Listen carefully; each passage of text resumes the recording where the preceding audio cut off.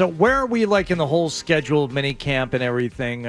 Just bring us up to speed because it's been a whirlwind for me in the last few days. What day? What day are we on? How many days are there? Yeah. What's the schedule? Yeah, so this will be day two, and Vrabel said yesterday at the top of his interview that tomorrow they're just doing internal stuff, so there'll be no practice tomorrow. So this is kind of it today until the long break, until training camp. So put a cap on OTAs. So I think we'll round out to like 5 practices we've seen this spring. So yeah, it's good. Good way to wrap it up, and looking forward to a little vacation here coming up. So is this like when school gives the kids like a half a day on the last day? They're not going to, it's like we're going to bring you in, but we're not going to actually do anything. Yeah, I heard they're doing a film strip, which should be pretty good. Go do drugs or whatever. It's. I think they really. I don't remember the last time they actually did a Wednesday mini camp practice going back a couple years. Of course, last year we had Tom Brady night, so they didn't have practice that day either. So yeah, it's kind of how it goes. 2 days of mini camp. So one thing that really stood out to me, Mike, from yesterday was Drake Maye and how he's not just assumed a leadership role. He's going after guys. He's throwing at Christian Gonzalez. He wants to, saying afterwards, he wants to prepare him for quarterbacks targeting him. It just seems like May is seamlessly stepped up, and he'll be one of those team captains when the fall rolls around. Yeah, he's doing everything you could ask of him. I think what's been most impressive is just the progression we've seen. And I think I was on with you guys after that first OTA practice where he threw some interceptions, which he was asked about yesterday. Explained them a little bit, but in contrast to that first practice, you've really seen him grow in this offense. You see a growing comfortability under Josh McDaniels, which is a really good sign. I thought yesterday was the best day of practice we've seen of him, certainly this spring, and even going back into last summer. It was a really good day for him. He was efficient, not a lot of balls on the ground, not a lot of miscues overall as a team, which is a great sign at this point. That's what Vrabel's been stressing. Just overall, what can you learn from mini camp where there isn't much contact? Smooth operation, no mental mistakes. There's really been not too many of those. It's a good sign too. Yeah, I wonder, like, depending on the day, and we've talked about this a lot in the past, Mike, and I know Paul has brought this up, depending on the day and what is being worked on, how much can you really glean from a bad day or a good day for anyone? And like you said, the first time you got a chance to see Drake Maye this year, 4 picks. All right, was that a day specifically designed for the defense to get something underneath them, and maybe they're working on something that they can exploit from an opposing offense? The days when we're looking at Drake Maye when he's doing really well are those days when the offense is doing something that the defense specifically hasn't prepared for. I don't know if you can tell from watching, but are there days when it seems to be geared more toward the offense than the defense? Well, that's what's funny is, of course, me, defense guy, but at the end of the practice yesterday, unfortunately, my partner in crime, Paul Perillo, was not there. So I had to watch a lot of it by myself. I got afterwards and I'm like, where was the pass rush today? It's easy. As soon as the offense has a good day, you start looking at the defense. But I think the way you see Drake going through his progressions, you see the growing comfortability in the offense. It's not like the kind of stuttering in between the reads, which to be expected when you're learning a new offense. So I think there's still some real positivity there. Of course, Vrabel talked about it in length yesterday before the practice about how hard it is for the defense, about they want to be aggressive, but you can't tackle guys to the ground and you can't play through the ball. And there's a lot of parameters on how the defense can play. So you just have to take it for what it is, I think, at this point. And yesterday was a good day for Drake Maye. You can, maybe we look at, all right, well, were there problems on defense? Not really, but it didn't look at all times like they were going, ears pinned back, really trying to get after it. So we'll see today what it looks like, but I don't think you can take away the positive strides that Drake Maye showed yesterday. How does Stefan Diggs look yesterday? How is he coming back from the torn ACL? And I guess, as important, how is he being accepted by his teammates at this point? Yeah, I thought it was a good sign. He came walking up the stairs yesterday at the start of practice with Josh McDaniels. The two of them were yucking it up. Josh had his arm around him.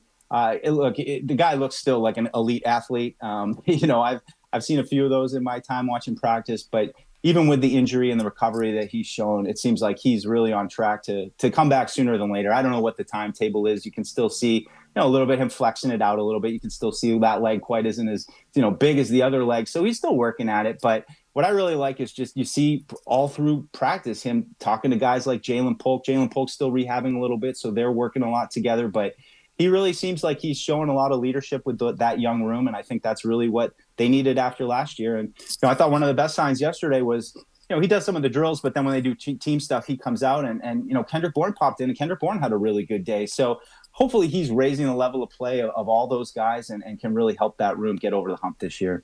How important is mandatory minicamp really in the grand scheme of things, or is it just a minor box that you check on your way to when it really matters? Well, for nerds like me, it's pretty exciting, but I would say, the coaching staff, I think it's about establishing just a baseline so you're ready to go when you come back for training camp in a couple months. But I thought it was great yesterday, Drake saying like, man, I'm bummed we have to leave. Seemed like he's enjoying things, and even he's enjoying the process of learning this new offense. And you can see he's starting to hit his stride. It's like he doesn't want to get out early, but I think it is very important for the coaching staff. And certainly, some of the conditioning they're doing, like, how much is this going to carry over when we're playing in 3 months? But I think what you see from Vrabel is a lot of setting the tone. When they're running sprints, he's calling out cadences. He's having Drake call out cadences, working on getting off the snap on time, no false start. So I think you see all these little threads throughout practice that are putting Mike Vrabel's stamp on this team. All right. Offensive line continues to be a question mark and a concern for everybody. Is there anything that you can learn about the line in these sessions? A tiny bit. Look, they looked pretty good yesterday. There wasn't a lot of pressure, so you can say whatever you want about that. But I think there's a lot of competition going on right now. There's some guys still rehabbing, like Michael Onwenu. He's still not fully up to speed. The rookie Jared Wilson doesn't look like he's still fully up to speed. So a lot of times when they get into the team drills, you see those guys going over another field to start to get in rehab kind of stuff. So it's giving opportunities, guys like City So, guys like Cole Strange. That left guard spot is going to be a place of competition for sure. But I really think if you have it go the way you think it's going to go, most of the spots already. It's just that left guard spot is really the competition where it's going to be. And I'd love to see Cole Strange be able to grab that position. He last year said at this time he was still learning how to walk again. He is a very athletic player. I'd love to see him get a chance and really be able to use that athleticism, because if you put him and Will Campbell together, that's the left side of your line that can really move well. And I think Josh McDaniels could do a lot of fun stuff with them. What are your impressions of Will Campbell to this point? Obviously, the Patriots' future is really wrapped up with him being able to protect Drake Maye's blind side, but he's said all the right things up until this point. Yeah. But on the field, how does he move? How do those arms fit him? How does he look? Yeah, well, he moves excellent. That's his thing. And I think that got lost a little bit in some of the pre-draft talk, was just that this guy is an elite athlete. And that's the thing. It's been such a revolving door at that position, really, I think, since Nate Solder left. And so to see Will Campbell get in there at left tackle, and he's just been there from the get-go in all these practices, it's a great sign. You just feel like the coaching staff believes in him. That there's no, let's try him out, let's see how it works.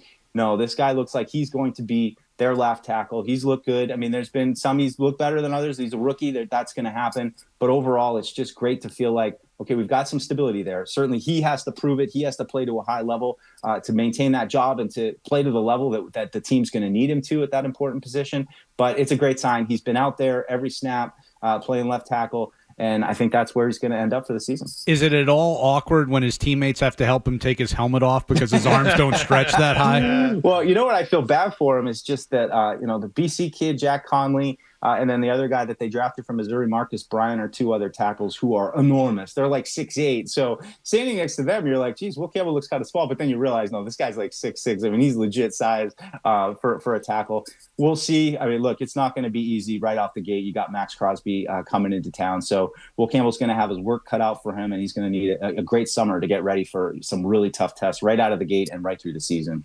All right. I don't know how this is going to go, but Wallach has come up with Jaws trivia for you this morning, and I would like to take a shot at it too.